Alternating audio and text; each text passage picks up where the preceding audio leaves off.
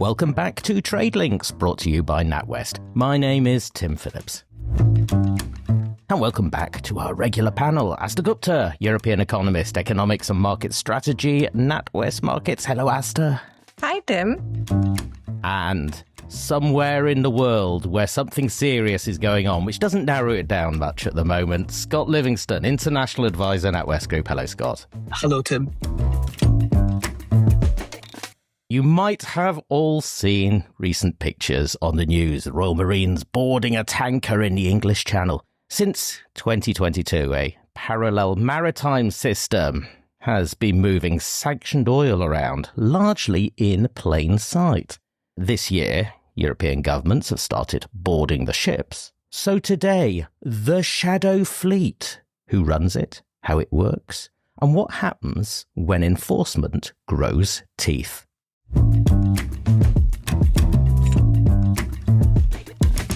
Aastha, we all saw those news stories. There have been 9 suspected shadow fleet tankers so far seized in Europe this year. UK troops boarding one in the English Channel on the 14th of June. Very dramatic. France, another seizure on the 25th of June. Okay, French Navy. So what are these ships? What is the shadow fleet? The shadow fleet is essentially a parallel shipping network that has developed to move sanctioned oil. And these ships are usually linked by behavior rather than nationality. So ownership is often opaque, operators change frequently, and the vessels are used to move oil from countries facing sanctions, particularly Russia, Iran, and Venezuela. What matters from a trade perspective is that the shadow fleet shows how markets have adapted when restrictions are introduced. The sanctions changed who could legally transport the oil, but didn't eliminate the demand for the oil itself. So I think it's a parallel logistics system that has emerged to keep those flows moving. And the bigger story is that when what began as a workaround is increasingly looking like a permanent feature of global energy trade. It has created an alternative transport infrastructure sitting alongside the conventional shipping market. And what makes a ship a shadow ship? How big is this fleet according to, I don't know, whatever definition you're going to tell me? So what makes this surprisingly difficult is that there is no single global definition. Wow. Because it's more of a collection of behaviors, opaque ownership, frequent change of flags, unclear insurance arrangements, ship-to-ship transfers, and of course efforts to obscure where cargoes are moving. And because the definition is behavioral rather than legal, estimates of course vary. But the important point here is scale. By some estimates, the shadow fleet now accounts for almost 1/5 of global tanker capacity, roughly close to 1,000 large vessels, making it a significant part of global maritime system rather than a fringe phenomenon. We're not just talking about a handful of sanctioned cargoes. Roughly 6 to 7% of global crude flows now move through shadow-linked networks. Scott, 1,000 ships. What does the scale and the ownership structure of this tell us about who's making it happen, who's financing and who's trading using the shadow fleet? Yeah, Tim, that's quite a scale, isn't it? 2 preliminary points to put out there. The first of all is that shadow fleet activity can exist in the private sector or with states driving the operations. And if it's a state-run operation, then they have a different level of resource and skills that they can use to conceal the activity and put these ships into the shadows. And my second point is that we shouldn't solely become focused on the ships alone. I spoke to some really, really experienced operators in the enforcement community, and it was clear to me that in this shadow fleet activity, we are speaking about a complex ecosystem of entities that make it happen. Now, of course, the ships are central and often the key component to tracking and sanctioning, but they exist only because of a range of ports and refineries that engage in the trade, or a whole range of suppliers or managers or service providers who keep the ships on the high seas. So we're dealing with an ecosystem here that support this shadow activity. But to answer your question, and again, as Aastha has mentioned, ownership is complex and opaque. They're very often special purpose vehicles are set up in places like Dubai for one ship, or very often. So it's a sort of disposable company. And sometimes they're created by someone completely different from the entity that's financing the vessel or trading the cargo.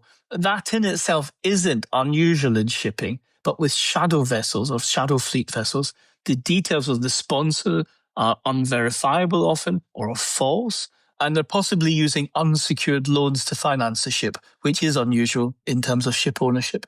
And this is where the ecosystem point comes really important, Tim, because information about the ownership of those points can reveal common directors or shareholders or links to other associated entities. These companies that manage the vessel, the crew, for example, that provide bunkering or other supplies. And these data points, while they might not reveal precise ownership, they can point to other elements in the ecosystem. All of this information helps illuminate the scale of the problem, and it does eventually illuminate the owners. And a key part of this data is what's called the IMO number, the International Maritime Organization number, a unique number given to every hull. It features in databases and it's cross-linked to actual physical plates on the vessel itself. This number features in any transaction. It features in some of the geographic beacon signals that the ships send out. Unfortunately, on the beacon signals, they can be concealed or falsified, but on the ship, they are difficult to conceal. So there is a unique number to the ship, and very often those IMO numbers are used to track the vessels, and more so than ownership data. The more that we learn about this, well, the more I learn about this, the more remarkable it seems. Aastha, as you pointed out, this was at the beginning something tactical, a temporary workaround for several, let's call them rogue states. But now it seems to be a little bit more permanent. This oil is not meant to be moving. It's not meant to be being traded, but it is. So who are the winners and losers here? I think the sanctions have changed the geography of oil trade rather than volume of oil trade. And the biggest winners have been countries that are willing to buy discounted barrels. India is the standout example, becoming a major processor of discounted Russian crude. China has also benefited from access to cheaper Russian and Iranian supplies. There are also commercial winners, traders, ship owners, and logistics intermediaries that have earned attractive margins because sanctions often create frictions, and frictions create opportunities for arbitrage. The losers are often players that benefited from a more integrated market. Traditional Western shipping, insurance, and financial service providers have lost market share to alternative networks. And competing exporters have had to compete against this discounted Russian and crude oil in Asian markets. But I think there's another loser that is very easy to miss. That is market efficiency. Oil is still moving, but it's moving less directly with more intermediaries, less transparency, and of course, it comes at a higher transportation cost. Scott, when you see these vessels being boarded, a bit of me thinks they should do that to all of them, all of the time, and then it would stop. Who has the jurisdiction here for enforcement?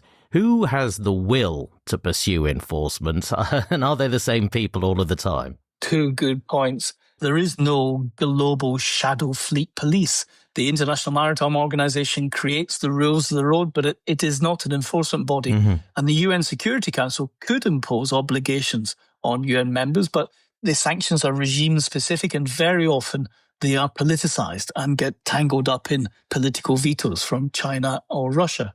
So there is no global force, and jurisdiction is distributed amongst many different aspects of the vessels themselves. It could be the flag state, it could be the port states, the coastal state, the most proximate state. It could be the sanctioning states or states that are connected to the owner or the crew. So many, many different states have skin in the game with these ships. So consider a tanker. It could be registered in Liberia. It could be owned through a company in the Marshall Islands. It could be technically managed in the Emirates. It could be chartered by a Hong Kong trader, insured in Russia, paid through a Chinese bank, and sailing through Danish waters to an Indian refinery. That's a hypothetical, probably realistic example. And it just shows the number of different jurisdictions that overlap and that exist. But you're right, the power is very much about the willingness to take action and the competence. Very often, The decisive variable is where the vessel is located. And if it's located off the shores of France or Denmark or Britain or America, then you will see action taken. But in other parts of the world, then I'm afraid to say no action is taken. I want to ask both of you what this means for our system of global governance that underpins all the things that we talk about on trade links. Is this global governance being diluted, the rules being stretched, or is it just global governments being flouted, ignored? Scott's hypothetical example, where the shipping is spread across different jurisdictions, goes to show how non-transparent things are. And the one consequence of these parallel networks is that price discovery becomes a lot harder. More cargoes are moving through opaque ownership structures outside traditional insurance arrangements, and through ship-to-ship transfers that becomes even harder to monitor. So the question isn't whether sanctions are being enforced, it's whether policymakers, traders, and regulators still have the same visibility over global oil flows that they used to. Information is becoming more fragmented, and that makes governance a lot harder. I'm with Aastha on the idea this is a fragmentation problem. It matches what we've spoken about earlier on in geopolitical fragmentation. So the US, the EU, G7, the UK are the most activist and cooperative amongst themselves states. You know, there's a really good example, Tim, in 2025, the G7 and the Nordic Baltic states formed a shadow fleet task force, which is highly effective, highly cooperative, sharing information. But even in these groupings, even amongst the most cooperative groupings of countries, there are differences about how sanctions are applied and the thresholds for unlawful behaviours. And at the moment, as we see elsewhere in global geopolitical relations, there are concerns of divergence between the US and Western allies. And this is really important because of the sheer capability of the US intelligence machine to join all of these dots in the ecosystem to produce that ownership information. And then the massive, absolutely massive clout of US Treasury in imposing a real cost to everyone involved in these shadow trades. So if we do see further fragmentation between Western governments and the US government on the implementation or the enforcement of actions to counter shadow fleet, then we will see further diminution of action, I'm afraid. This isn't going away anytime soon, so I imagine we might be talking about this again.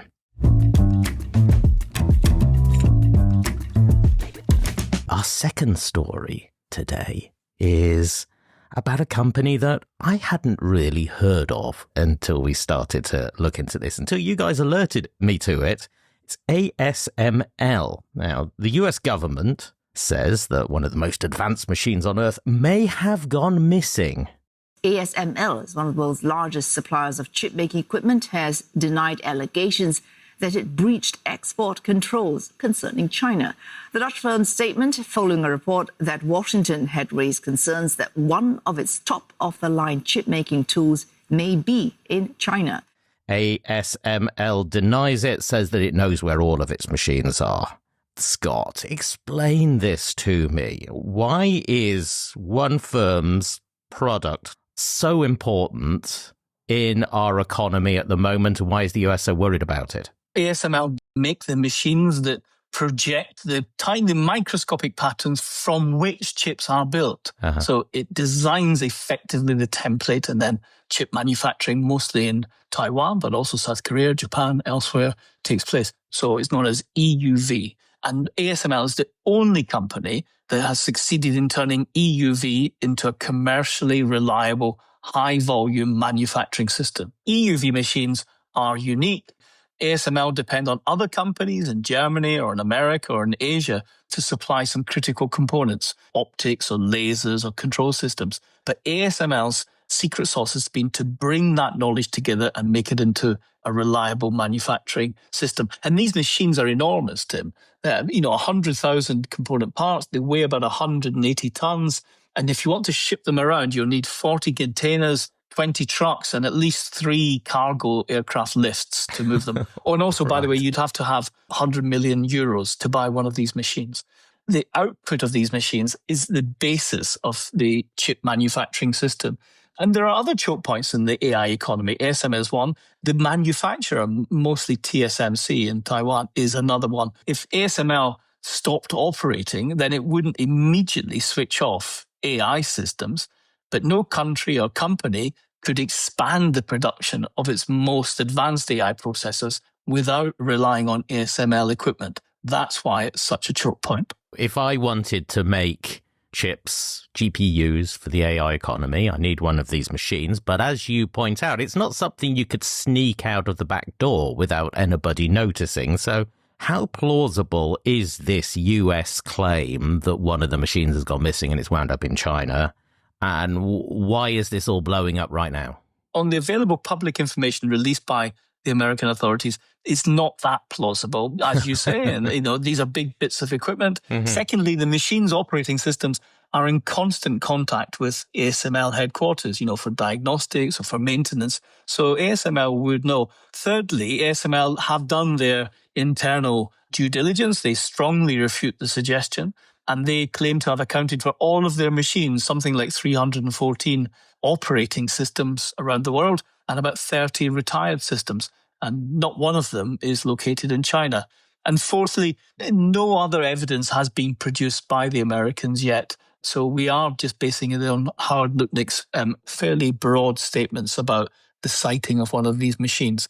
We can't completely write off the idea, a recognized trend for IP to arrive in China from other countries, and there is a recognized pattern of illicit procurement of component parts. But the idea of one of these entire machines arriving in China is at the moment seen as fairly low probability. This is the US government telling a non-US company, tell it what to do and police it.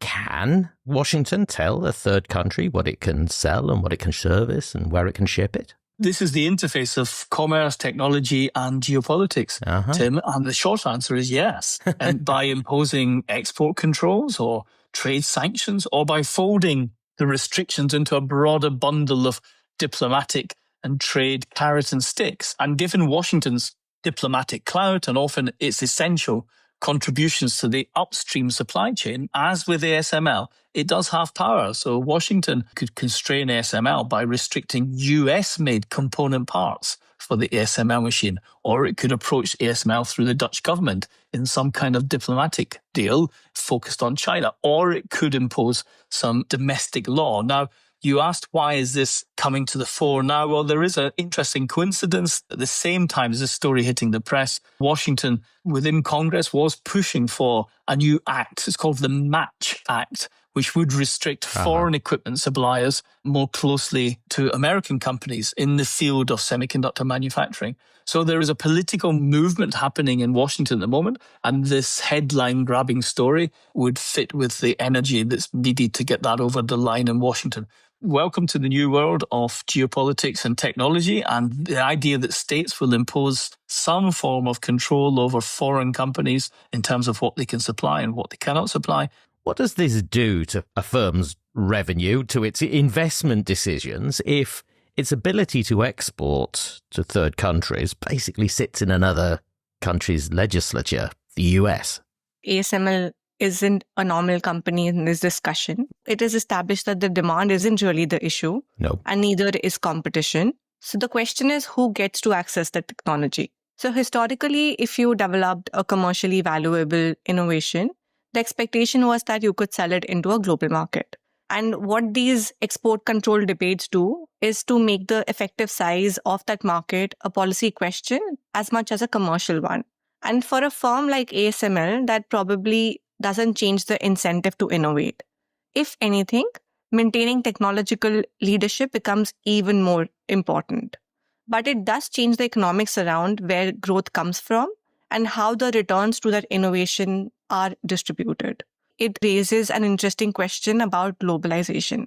We've spent decades assuming that companies would specialize, innovate, and then scale globally. What we are seeing now is that firms in strategic sectors are facing a world where technology is global, but market access is increasingly regional and political. Scott, I introduced this story with a sort of, what's going on here? And your response to me was, get used to it, Tim. Is this the new normal now? Yeah, I think it is, Tim. Again, I'm of the view that increasingly as we move through the next decade and a half, we will see the centrality of these strategic technologies in geopolitical power. So the provision of high-end and powerful computers or AI, new systems for energy production or space communications and sensing or biotechnology, all of these strategic technologies will become absolutely pivotal to geopolitical power. I think we will see states using all of the tools in their toolkit to make sure that supply chains are in keeping with their interests and to the disadvantage of any adversaries. I think that's going to be the new rules of the geopolitical game. And the more powerful the country, the more global the reach of the country, the more global the reach of their trade sanctions, I believe. So I think this is going to become a feature of the future, and it will affect a lot of different strategic technologies. As always on Trade Links, absolutely fascinating and a little scary.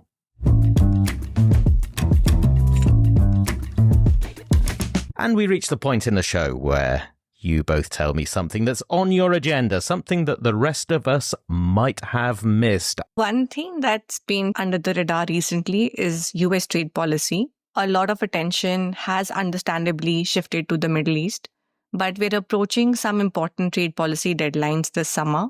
What I'm watching isn't any one tariff in particular. I think it's what comes next, what the next chapter of US trade policy look like. Would temporary measures get extended? Or do we see new trade tools emerge? Or does the administration take a different approach altogether? There's a lot to watch, and there'll be definitely some news coming of it, some things that we're going to be covering later in the series. Scott? I'm a bit like Aastha this episode, Tim. I'm also looking at trade, but I'm looking at the EU's response to China trade. What I'm watching at the moment is increased awareness in the EU of the potential harm from Chinese overproduction, Chinese goods flooding the market in the EU, and the EU losing market share, not just market share, but also manufacturing expertise. And there are some interesting data points. 10,000 German manufacturing jobs were going a month last year because of the collapse of the market. Many people think due to Chinese goods flooding in. This is a live debate in the EU, how to push back against the second China shock. And I think it will have a key effect on the geopolitics as we move into the end of the year. And don't forget, at a time when President Xi is visiting Washington, again with trade on the agenda. But the EU do need to come up with a position on China trade, and they need to come up with it fairly soon. With so much to keep your eyes on, I better let both of you get back to your day jobs. Thank you very much, Aastha. Thank you so much, Tim. And thank you again, Scott. Tim, thank you very much. And thank you to all of you for listening. If there's something that you want us to cover from the many, many things that we could be covering, please let us know, and of course we'll do it. If you like what you're hearing, please tell someone else about us. But we will be back soon on Trade Links.